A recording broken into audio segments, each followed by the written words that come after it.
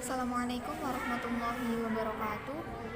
Perkenalkan, nama saya Haya Sa'adat Nuri Suraya dari kelas B3 MIR dengan NIM 2010310064.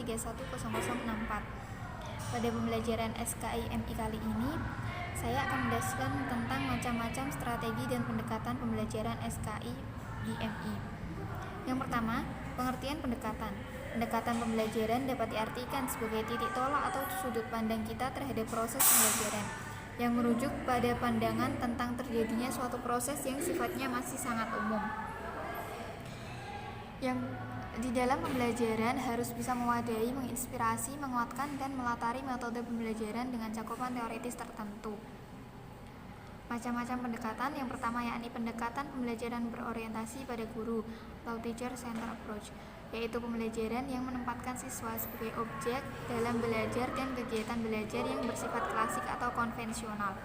Pengelolaan pembelajaran ditentukan sepenuhnya oleh guru, dan peran siswa pada pendekatan ini hanya melakukan aktivitas sesuai dengan minat dan keinginannya.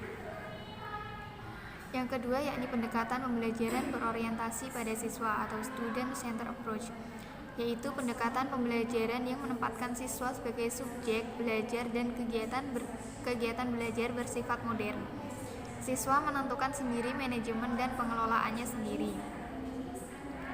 Macam-macam strategi pembelajaran SKI. Yang pertama, reading with atau panduan membaca. Yang kedua, everyone is a teacher here. Yang ketiga, group resume.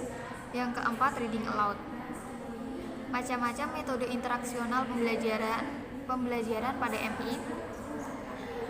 Metode adalah cara teratur yang digunakan untuk melaksanakan suatu pekerjaan agar tercapai sesuai dengan yang dikehendaki, yakni cara kerja yang bersistem untuk memudahkan pelaksanaan sesuai suatu kegiatan guna mencapai tujuan yang ditentukan. Macam-macam metode pembelajaran SKI. Yang pertama yakni metode ceramah, yaitu penyampaian informasi melalui peraturan secara lisan oleh pendidik kepada peserta didik. Yang kedua, metode tanya jawab, yaitu cara mengajar di mana seorang guru mengajukan beberapa pertanyaan kepada murid tentang bahan pelajaran yang telah diajarkan. Yang ketiga, metode diskusi, yaitu suatu penyajian bahan pembelajaran di mana pendidik memberikan kesempatan kepada peserta didik atau membicarakan dan menganalisis secara ilmiah. Yang keempat, metode pemberian tugas, yaitu cara mengajar di mana seorang guru memberikan tugas-tugas tertentu kepada murid, sedangkan hasil tersebut diperiksa oleh guru dan murid mempertanggungjawabkannya.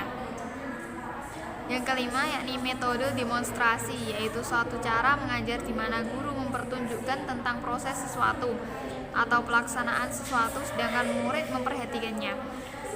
Yang keenam, metode eksperimen, yaitu suatu cara mengajar dengan meminta murid melakukan suatu percobaan dan setiap proses dari hasil percobaan itu diamati oleh setiap murid. Yang ketujuh, metode kerja kelompok, yaitu suatu cara mengajar di mana guru membagi murid-muridnya ke dalam kelompok belajar tertentu dan setiap kelompok diberi tugas-tugas tertentu. Yang terakhir yakni metode kisah, yaitu suatu cara mengajar di mana guru memberikan materi pembelajaran melalui kisah atau cerita. Mungkin itu saja yang dapat saya sampaikan. Terima kasih atas perhatiannya. Akhirul kalam, wallahu muwaffiq ila aqwamit thoriq. Wassalamualaikum warahmatullahi wabarakatuh.